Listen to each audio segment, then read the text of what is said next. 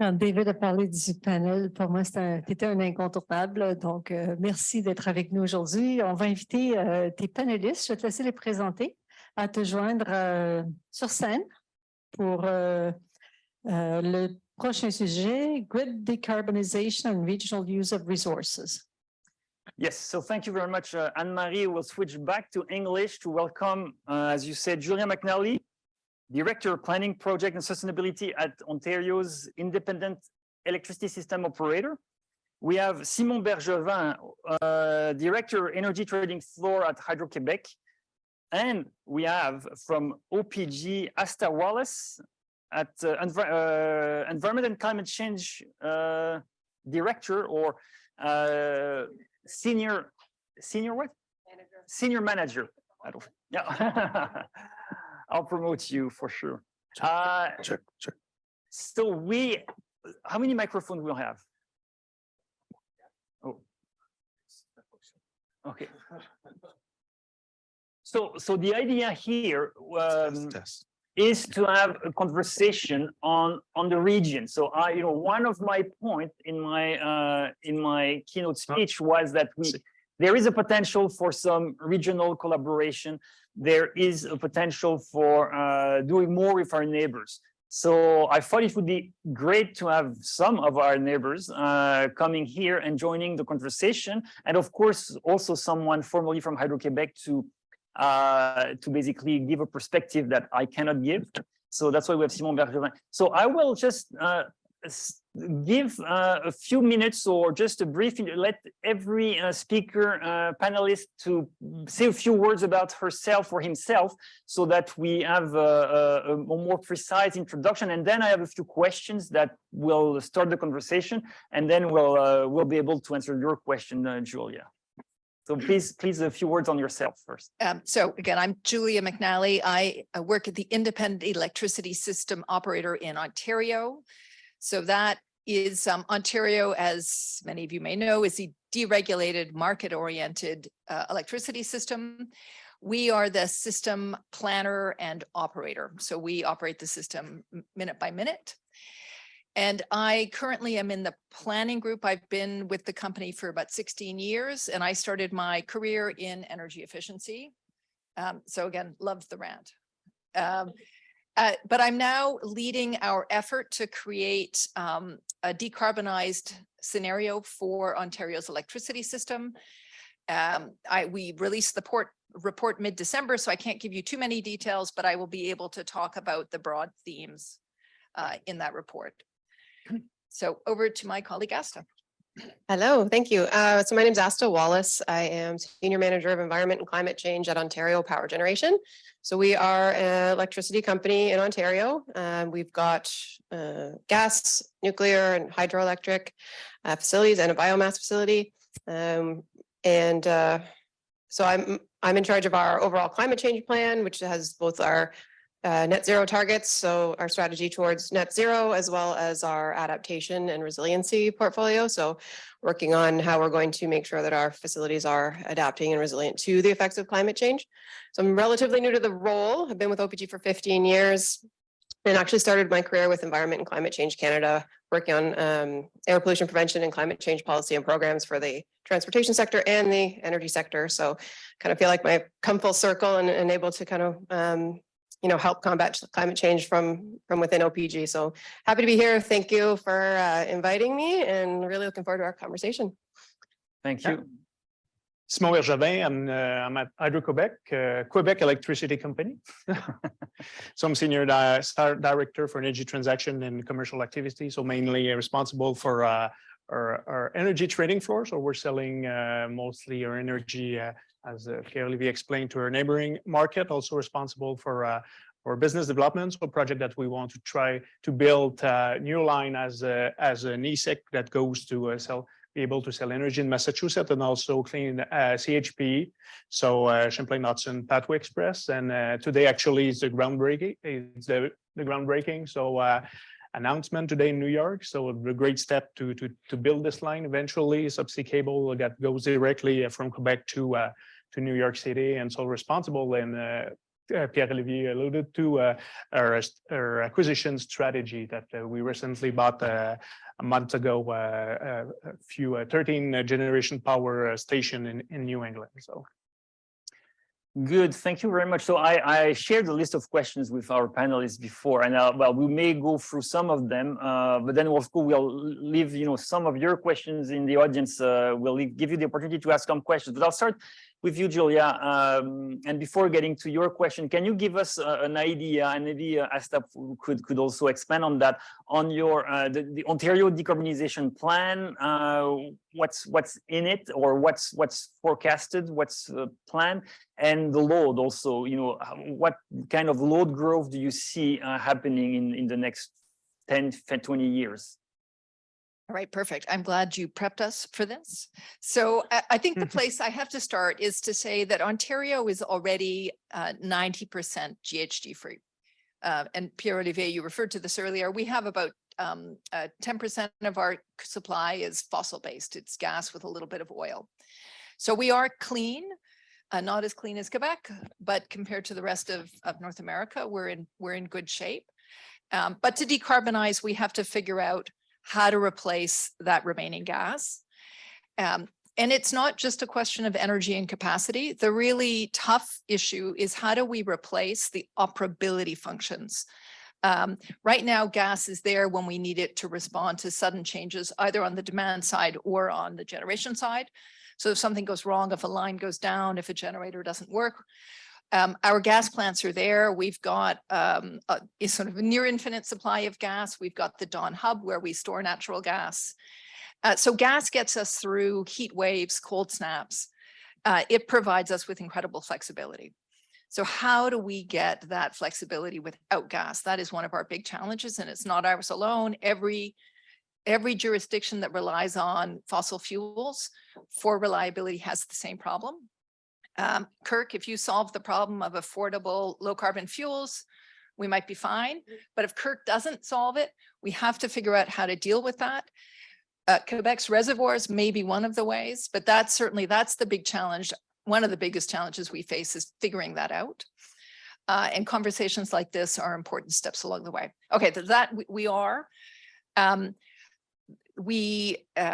The Minister of Energy last year asked the IESO to develop a scenario for a decarbonized Ontario. As I said, we released that in a few weeks. Basically, without giving you details, every report I've seen now, we're all landing in kind of the same place. So an electrified Ontario would have a demand ranging between 50 gigawatts to 80 or 90 gigawatts of demand. We're currently at 25, let's say, gigawatts. So we're looking at doubling to tripling peak demand. And that doesn't include if we decide we want to manufacture green hydrogen in Ontario, then the demand's even higher. So doubling to triple capacity, of course, the big drivers of that, building heating, and that's going to flip us over to winter peak. Our summer peak probably doesn't change much. It's really the winter peak that changes. So building heat, transportation, and then industrial there'll be some electrification, but that's likely to be flat across the year. So huge. And again, can't give you my details yet, but every study I've looked at says you kind of need it all in Ontario. This morning, a group called the Toronto Atmospheric Fund issued a pathway for Ontario to 2035. Their conclusions were demand goes up, you need everything. You need all resources in Ontario. We are not blessed like Quebec with any particular advantage. I'd say our advantage is that we invested in nuclear 40 years ago, so we have that to build on. So where are we at? We are already green, but we need to grow it green and then phase out what we've got. The demand will be huge. The lift is huge. What was Dave's question of Kirk? Will we make it? I don't know, but we won't make it if we don't try. So. Thank you very much. Asta, I'd like the OPG perspective on what Julia said. How does OPG prepare for this? And maybe you can just expand on the role of nuclear, because OPG is the main nuclear operator in Ontario. Yeah, definitely. So I think, I don't know if Julia stole my intro, but whenever I give speeches around our climate change plan, that's what it starts with. Our electricity system in Ontario is relatively clean. We're only contribute to about 2% of the emissions, greenhouse gas emissions. So for OPG, how that fits in with our goals is, we've got our net zero carbon company goal by 2040, but really we're focusing on being a catalyst to this net zero carbon economy by 2050. And so what we've done internally is looked at, various electrification scenarios, both at the 2040 year and 2050.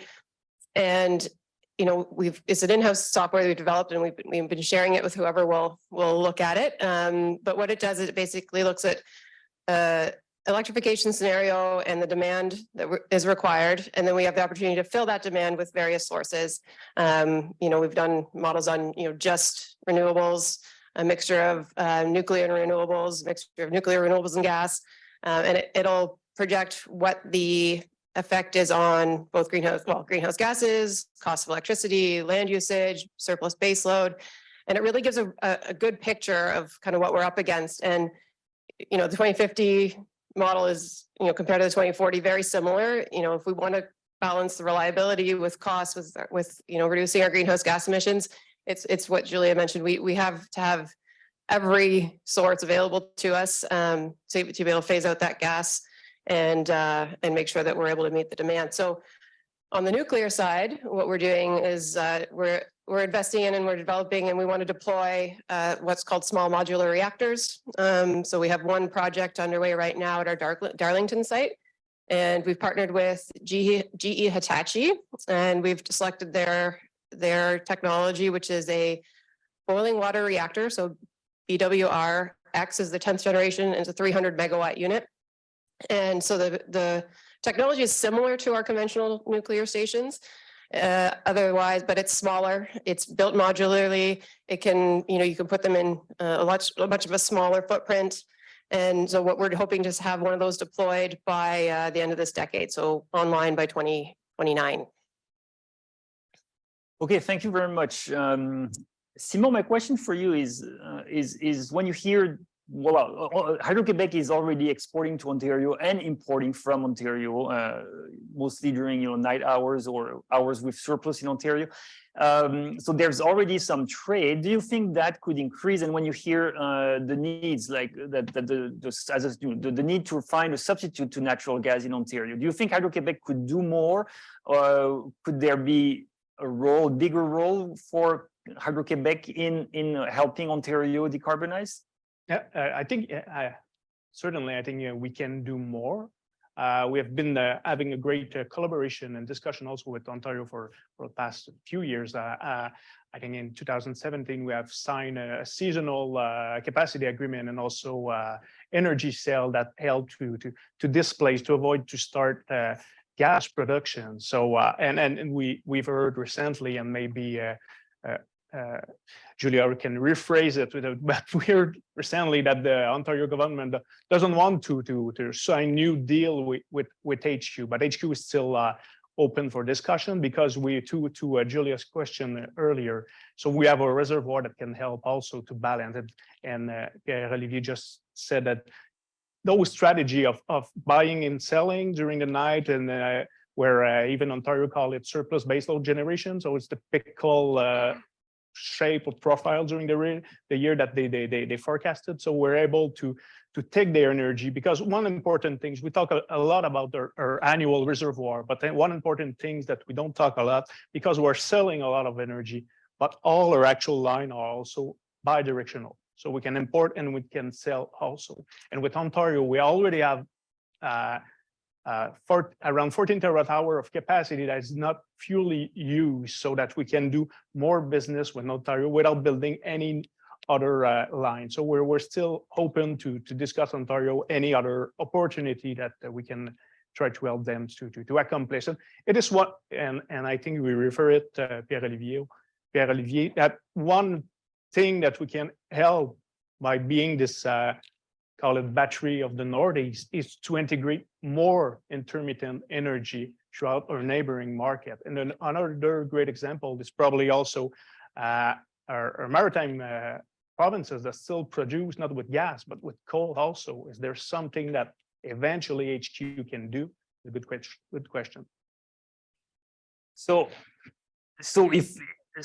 just because you say HQ could do more, now what's preventing to do more right now? And I'll let you answer, and then I'll ask Julia if what prevents. Okay, sorry. Actually, we're doing it based on price signal, but nothing structure actually. And it's not because there's a lack of official structure placed for discussion are happening without this lack of structure, just to be sure. With having discussion with Julia's team also, and with other even New York eventually, with after building our CHP line, that it's a contract for 25 years that goes directly to New York City eventually, and in the meantime they will build, as you say, 9,000 megawatt of wind shore. So eventually in 25 years we'll be able to integrate this of wind shore also. So it's more that we need to put in place some structure, to put in place some deal, but also our neighboring market, I think they not actually see the need, but eventually if they close gas, if they have a lot of intermittent energy, they will see a need to structure some agreement with HQ eventually, and not only sell and buy on price signal that we see actually.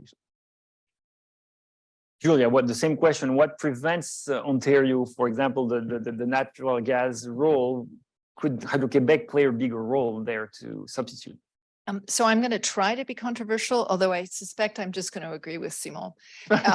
So right now, Ontario is committed to a market-oriented approach for its electricity system. So we have a real-time market, and our preference is to use competitive processes to acquire new resources to meet our needs.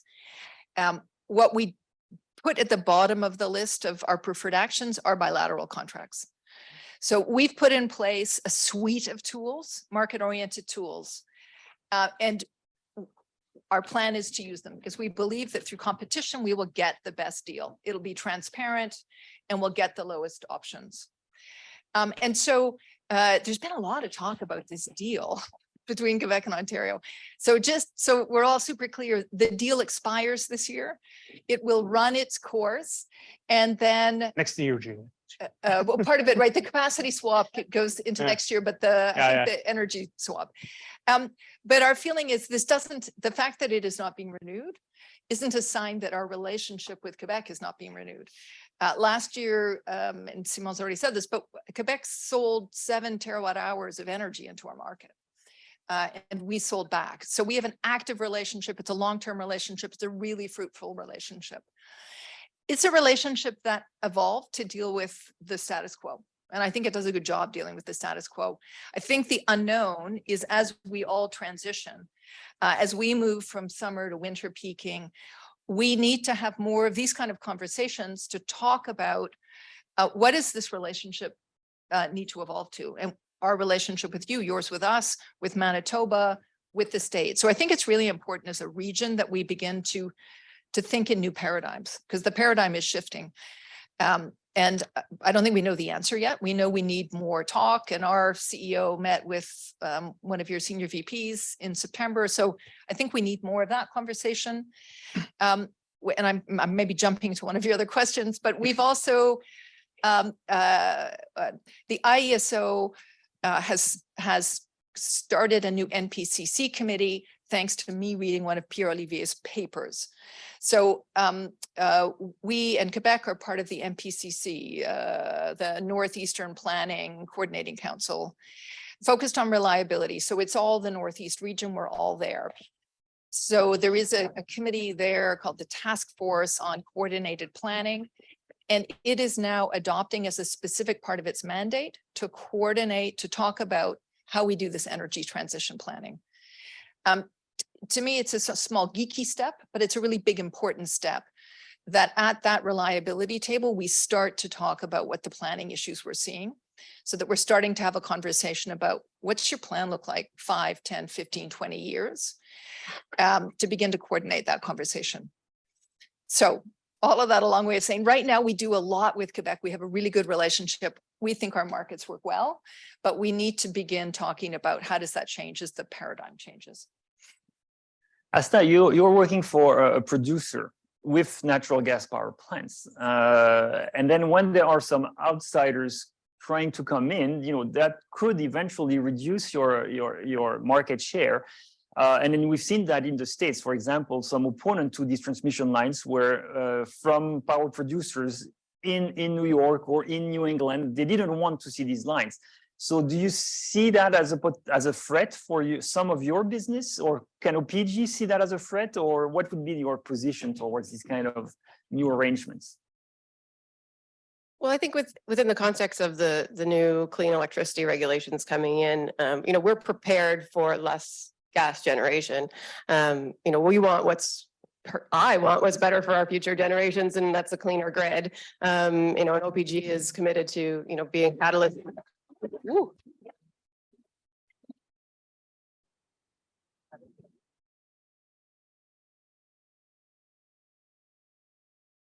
That's mine. Try again. Mine. It was yours. Was it you? Yeah. Oh.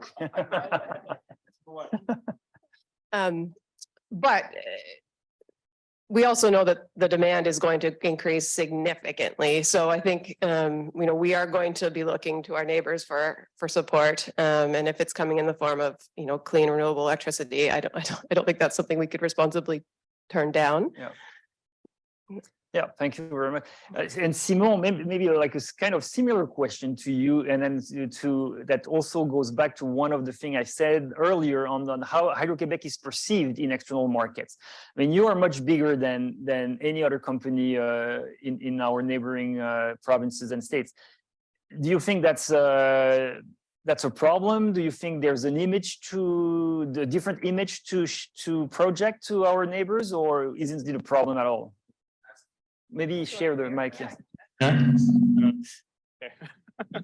Thanks. No problem. I don't see that. I don't think that we're because we're big, that we're been seen as different or disruptor in market. So I think we're well appreciated. I think people are well aware and beginning to be well aware of our what we can bring to them, to the network as our line as our green energy also. But maybe to Julia's point also, that we want to let the market do what it's supposed to do, but eventually also we need to do some arbitrage. We in Quebec having and Pierre-Olivier, we're talking about this value of a reservoir, but it's a value like, I'm not an expert in coffee, but it's like having the bio coffee that nobody wants 2 years back, and now everybody wants this bio coffee. So we're quite popular, if I say so. We're well accepted in different market, except for oppositions, and Jean-Philippe, my colleague, referred to acceptability. So it's very difficult to build new transmission line. We're getting a lot of opposition that from a fossil fuel generation company that eventually will lose million per day. So to be greener. So that mainly the opposition that we get. So. And the fact that most of our neighbors, and especially Ontario, have a competitive market, and then we actually don't really have one. So the market structure is very different in Quebec than in Ontario and New York and New England. I see that as an irritant, at least. Do you think it is, or do you think it's compatible and we don't have to, slowly try to harmonize the way we do business in different states and provinces? No, I don't see that is disadvantage to don't have a market. I think we can be in the middle of everything as in our position and be with commercial deal, and it need to bring a value for Hydro-Québec and Quebec also. But I think we can be like an integrator for all our neighboring markets. So, okay. Julia, you said that bilateral contracts were at the bottom of the list of your priority. in the way you wanted to, Ontario wanted to solve issues. But then when you look at all producers in Ontario, they all have long-term financial contracts to basically shield them from like the fluctuations of the market. So you actually totally use these bilateral contracts, which were supposed to be at the bottom of the list. So just a clarification. I make a distinction between contracts and bilateral contracts. Everybody basically in Ontario has a contract. If they don't have a contract, they're regulated. But it's how you get the contract. Is it through a competitive process? Is it through an open RFP? Is it through an auction? Or is it through a bilateral deal? So the bottom of the barrel, it doesn't mean we don't do it a lot, but our last choice is a bilateral contracting mechanism. Our preference is to do a competitive RFP, competitive procurement. So we have multiple developers competing for contracts. And we have now landed on the capacity auction gives you a 1-year contract. We have something called the midterm RFP, which is for existing assets. They get 5-year contracts at this point, and new development, we're at, I think, 20-year contracts. So they're all contracts, but our preference is that they're competitively procured. So we have confidence that we're getting the best deal. Thank you. Asta, you mentioned the SMR, and I want to go back to this topic because we heard, I mean, a few years ago or 2 years ago, the federal government released the SMR roadmap for Canada, which was presented. So SMR, a small modular reactor, which could be a big step towards more nuclear in the mix. And the Canadian content was supposed to be high. And then we heard a month ago that the Canadian Investment Bank would invest, $1 billion in the project you mentioned with GE Hitachi, where the Canadian content is not as clearly seen as, because GE Hitachi is obviously not a Canadian company. But again, we discovered that in the news with everyone not. And then it seems to go very quickly.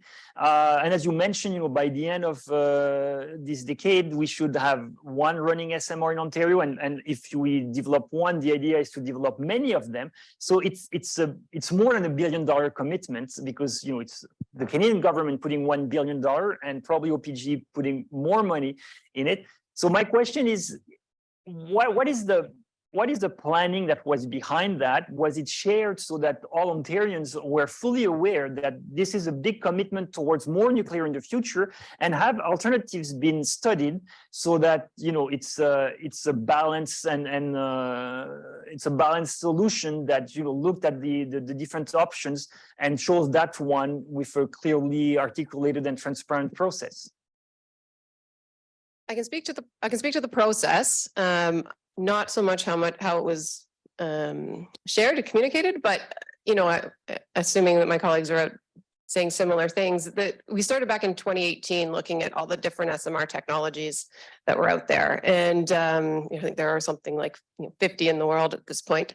But we narrowed it down to 6 in 2018 because of the timelines. We wanted ones that were far enough in advanced enough, and that we would be able to deploy by the end of the decade, and that would meet the criteria under our existing environmental approvals and environmental assessment. So that brought it down to 6, and then further review of those 6 brought it to 3, which we assessed against other criteria like cost, schedule, economic benefits, which there are many economic benefits to developing the SMR program. Jobs, there'll be 2,500 jobs created. It'll have positive impact on our gross domestic product. The manufacturing within Canada, and then sharing that expertise with other provinces. So the SMR roadmap for Canada is basically a shared vision for where we want to see SMRs going, and Saskatchewan, New Brunswick, and Alberta are also part of that. So we're also partnering with Tennessee Valley Authority in the United States, and so we can work together to further the design, the development of the SMR program in Canada. So I think, like I said, I'm not so sure about how that was communicated through the process, but we're open to sharing it now, obviously. And Julia, is the SMR part of your decarbonization plan that you're releasing next month or soon? Nobody quote me. Don't quote me, but I think you will find that the scenario we have developed includes everything. Again, don't quote me, but when we're looking at meeting demand somewhere between 50 and 80 gigawatts, you need a lot more capacity. So a little of everything. So the timing of this from that perspective is good. It's good that we're on the road on the SMRs as we need to scale up over time. But I want to ask Simon my question of, if we all want to use you as the battery, can we already use you as the battery? Yeah. Or do you guys need to change what you're doing? We're already doing it for last 20 years of buying and selling energy, so based on price signal. And eventually, Julia, to your question, that eventually, I don't know, 10 years, that will be all peaking system. It's not, we see more and more volatility during winter, as 2 years ago, we got rain up north Quebec that we even need to spill water. So there's no like a straight two month of really snap coal that we cannot supply Quebec and supply other markets. So we'll have during winter part of the maybe we'll have mild temperature during a few days, and so probably you will have some wind power that we can integrate, or you'll have more power than your demand compared to your demand. As comparable, I think like summer peak, maybe not in Ontario, but maybe more in New England, where during summer peak, all equipment are available for peak. So, but during night, when you have less demand, so price goes from day at $150 to during night at $10. So probably we'll see more and more volatile profile in the eventually coming futures also, that I'm not worried that we can eventually use a reservoir as balancing your energies. So Simon, just going further there, in Quebec, wind producers have to have balancing contracts with HQP, which won the request for proposal for these balancing contracts. So could there be such balancing contracts with Ontario or New York or other producers, like to balance, but as Julia was asking, but for Ontario needs, could there be such a formal contract? Because you were referring to, spot trade that are useful, but still, if you had like what they were firm balancing contracts, then that could also help. Yeah, of course. And this is eventually in the future what we're target to have a structured contract to balance solar or wind also, that to actually we're only at the spot price, but eventually we want to have a structured contract. So it will be also helpful for us to predict or to integrate this in our let's call it reservoirs or system. So we can switch already to some questions from the audience. We have one here and then Anne-Marie, but so I'll get the microphone to there. So we have one here. One left. Bonjour. I could talk to all three of you all day. This is fascinating. Thank you for coming here. Phil Duguay, and again, I work on long distance power projects, infrastructure with various clients. So Simon, you just spoke about this issue. This is the perfect segue. Why? And I'm going to be very brief. So as a long distance transmission developer, when I look at this region, I think of the largest power dams pretty much in the world in the north of Quebec. And then I look down at Connecticut, New York, Massachusetts, where I was raised. I'm a dual citizen, born in Ontario, by the way, educated in Halifax. So really this whole corner, the NPCC, it's my home. And I love my home. And I think the biggest défi, our challenge of our generation, is to connect those dams to the offshore wind resource off of the Northeast US. So to build a project, you need really two contracts, key contracts for a transmission line. you need kind of the financing for the construction, so the physical asset, and then you need the contract between the shippers over the line that pays down the debt on the line over time. So that's where you folks come in, because you're going to be the shippers on these lines. So really there's two constructs you could have: a multilateral construct where all the 13 jurisdictions of the NPCC come together and create a tariff reform, or Quebec, you just use the word balance, and Quebec could launch a energy imbalance market, just like California has, which has revolutionized trade of energy in the American West. I don't know. It's a comment, but I really would love to hear your reaction to that. But maybe I won't answer your question regarding the imbalance market eventually. But the decision and need came from the U.S. as New York ambitious goal of decarbonization, and also Massachusetts, that they wanted to have to pay for a line, to build a line, to pay for the line, to pay for the energy. And one thing we haven't touched as a subject is the price of this energy transition. Who will pay for it? So Massachusetts is ready to pay for it. New York City is ready to pay for it. We refer to the Atlantic decarbonization of Atlantic, closing coal there. It's public. Probably the cost is $5 billion. So who's going to pay for decarbonization? Are we all here ready to our government be ready to put some money in those different initiatives? That's also a question that we need to ask ourselves. So, no. So who is going to pay? And then also, how do we decide to expand the interties? So it's just sort of oblique to yours. We have existing interties between Ontario and Manitoba and Quebec in the States. How do we decide if and when to expand them, and who pays for that? So it's sort of chicken and egg. Does Hydro-Quebec expand it, or do we cut a deal, or does the federal government come in? So just sort of figuring out how to get those new lines built is also super, super hard. Yeah. But also, louder, no, that's fine. But also, It's for the people online. Hi, people online. Sorry.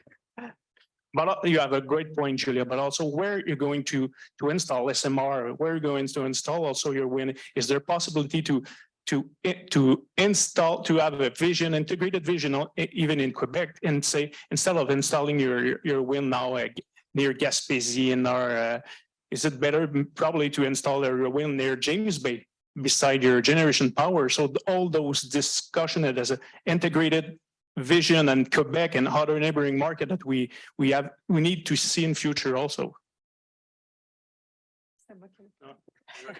So when you build on your side of James Bay, we'll build wind on ours, and then we can all just use the same line. So, Oh, sounds good. Yeah.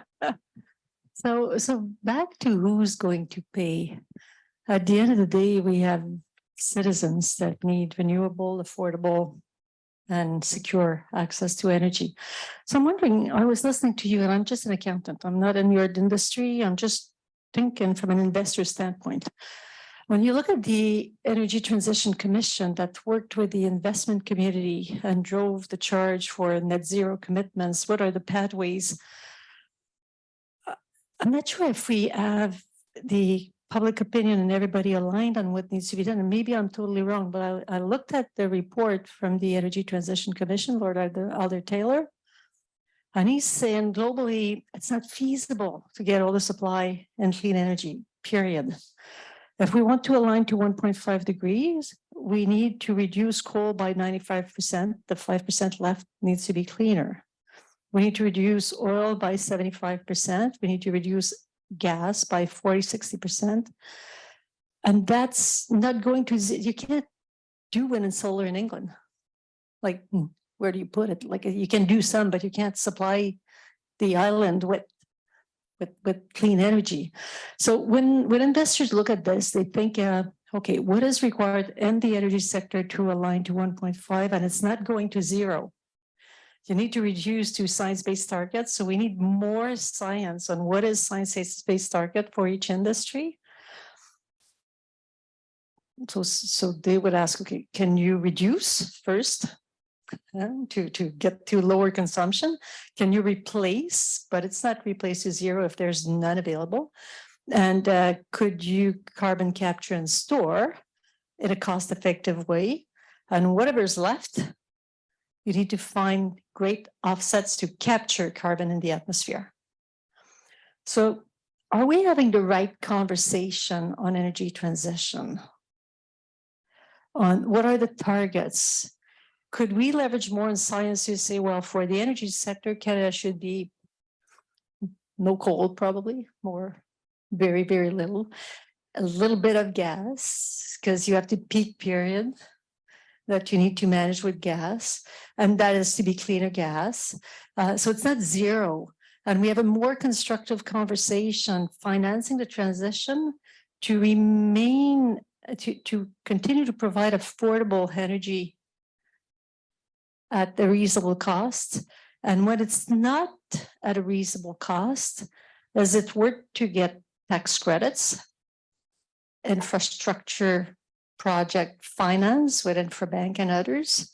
So we can't pay for that transition with private sector, public sector money by aligning to the same spirit as investors based on science.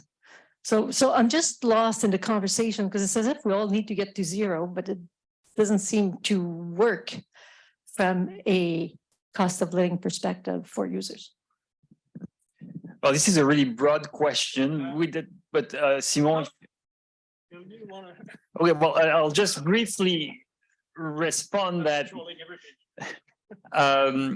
that Canada is paying, as having the lowest cost of energy across the world. And then if we look at other countries that are doing very well, they pay like twice, 3 times the price we pay. So the argument that we cannot pay more because of the cost of living, I mean, it may be unpleasant to pay more. Nobody likes to pay more, but can we really afford to pay more? The answer is yes, we can really do in Canada.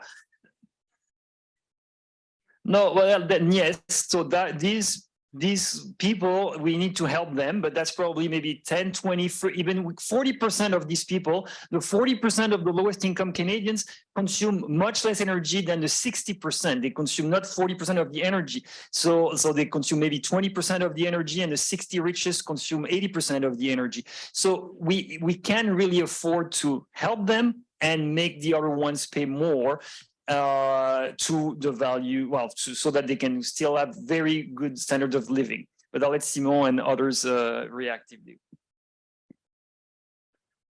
Go ahead and Well, let me start. Just a few pieces there, and I am no scientist, but my understanding is that the science is saying that the electricity sector needs to get to near zero. That we have the technology. So we need to get it down to near zero because there are sectors like Pierre-Olivier mentioned earlier that aren't going to get there. So flight, agriculture, some of the cement and steel. So we need to get, is it exactly zero? I don't know, but it's near zero. And then you mop up what's left with carbon capture and storage, with direct air capture, with bioenergy and carbon capture and storage. But we have to push really close to that. Of course, we can use abated. You can use natural gas with carbon capture and storage. You can use coal with it. You can use hydrogen once we figure out how to do that at scale. So I think that's the first thing. I think the electricity sector. The second thing is the conversation is happening right now as the federal government develops the clean electricity standard. And that one of the hottest debates there is kind of how big an emissions budget should every province get. The expectation is there is going to be an emissions budget. How big should it be? And how long should that budget last? So that I think is where it's happening. I think my third comment is the IESO is not an expert on how to pay for this, but the people I find most convincing are saying you cannot pay for this existential transition. We're doing this to save humanity. This is not about the electricity system. This is about possibly global survival. So you don't pay for it out of the electricity system. You pay some of it out of the electricity system, but you pay for this through tax and other financing schemes. And then you protect the low income folks. But I think it's if you put this all on rates, then we're doing a disservice to the electrification process. And it's not the right person to be paying for it. So just a few thoughts. I don't see Mal or Asta if you wanted to. The only thing I'll add is in terms of the science-based target initiative, we are looking at that. We've done some benchmarking with other utilities, and it is the way the electricity sector is going in terms of net zero targets. It's like a more of an intensity-based target. So for us, when we look at building new clean generation, new hydroelectric, new nuclear, that's going to bring obviously the denominator greater. So the intensity comes down. But yeah, still the eventual goal is near zero. But we're working on ways we can adjust our targets and our goals to align with the SBTI initiative. And maybe to your point, is maybe not a Canadian discussion or question, also it's more as a worldwide discussion, and now we're now on Earth 8 billion people, and do we need to grow and try to I don't know, Quebec grow, Ontario grow, and so on, and is there a place that we need to stop this growing and demand also and say, okay, we'll fine with it, and we'll at least replace generation that come from fossil fuel eventually, and try to reduce or grow or match with the energy efficiency also. But it's more of a reflection of I'm not saying that we shouldn't attract any enterprise to come in Quebec. So, but it's more a high level reflection in the world. So. We have a question there.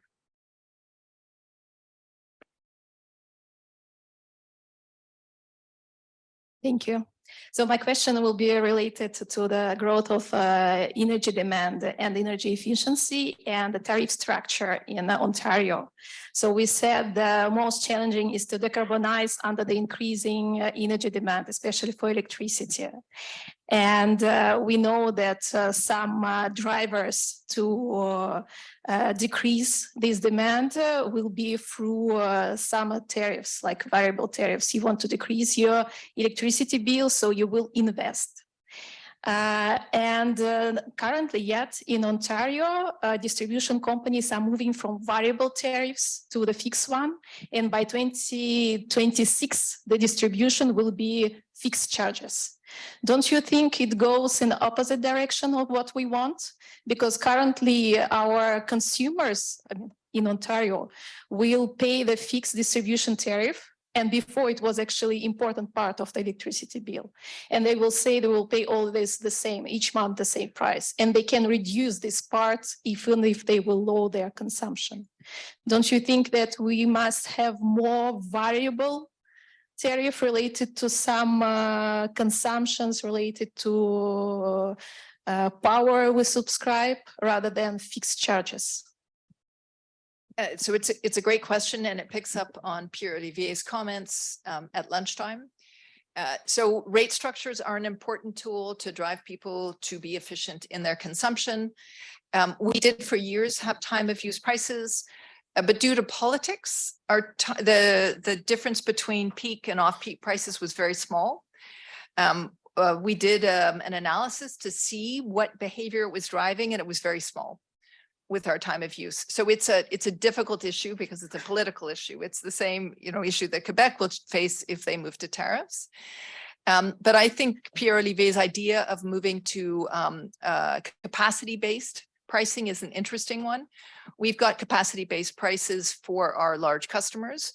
We don't for our small consumers. But I do think there's an opportunity for a discussion in Ontario as well about how do we structure electricity rates.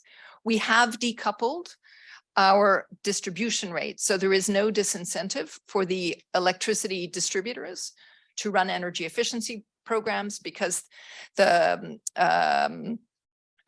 commodity is just a pass-through.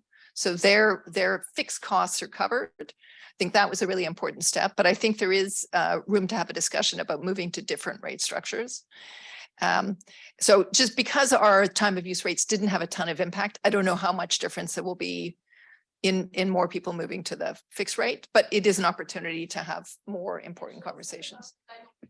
It's not the price of the price of it's not the price of the energy, it's the price of the distribution. Is how distribution company collecting their fees to recover their distribution costs. And before it was variable and related to the consumption, and now it's fixed. Right, so that was an intentional move to promote energy efficiency. So Yep. it just Pierre Olivier talked about this. So this was a move that was has been advocated by energy efficiency advocates for years, so that the distribution company doesn't have a disincentive to do energy efficiency programs because the fixed costs aren't variable. So the logic is the fixed costs are the fixed costs. If you make them variable, then there's a disincentive for the distributor to push their consumers to use less. So this was done as a way to promote energy efficiency. Don't you think that with the availability of a seasonal storage, which is already available and affordable, let's say in Germany, here in Ontario, some consumers will disconnect because the only way to avoid the fixed charges and not pay them is not to reduce the consumption, but just to not be connected. We have not seen much flight from the system. I don't know, I'm not an expert on that, but as we decarbonize and we become more dependent on electricity, I would imagine the risk of flight decreases for the electricity system. It increases for the gas system. And I can tell you all proudly that I cut the cord with gas 3 weeks ago. I am now 100% electrically run house. So the gas business, I think, faces that threat. Maybe the electricity does. I might have a big blind spot here. Okay, thank you. Thank you. This is a question about SMRs. You mentioned it a couple of times. I just wondered, there are some solutions just linking SMRs to high emitting sites, and maybe this is an opportunity to decarbonize industry. What is your approach? I mean, it's just adding SMRs in the grid, which is can be a solution, or just trying to decarbonize specific sites, specific industries. We know that some of them have a very important problem about decarbonizing the rest of those emissions. Yeah, so we're looking at all of the above. We're looking at grid scale SMRs. We're looking at more, sort of the 10 megawatt to 150, 200 megawatt for industrial usage. And then we're looking at micro SMRs, which are more of the 5 megawatt range, which can be, into smaller communities but the benefit of the SMRs is that they don't just generate the electricity, they generate that heat that can be used in these industrial processes to help reduce the greenhouse gas from those processes. So yeah, we're looking at all of it. Yeah, we have partnerships on some of the micro. We're looking into the Chalk River area, and that one will be even deployed sooner than our grid scale. Okay, we were reaching the end of the panel, but Anne-Marie has the right to the last question. So I just wanted to thank the panelists for a very insightful conversation and to give everybody a 15 minutes break. So before we get to the next level, so thank you all. It was really, really rich conversation. And as you said, we need more of those conversations in this country. Thank you. thank you. And as a small token of appreciation, we have the Canadian Energy and Climate Nexus as a small gift for the panelists.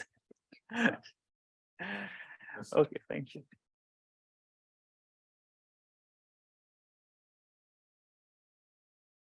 So we're going to restart at 2:15 sharp.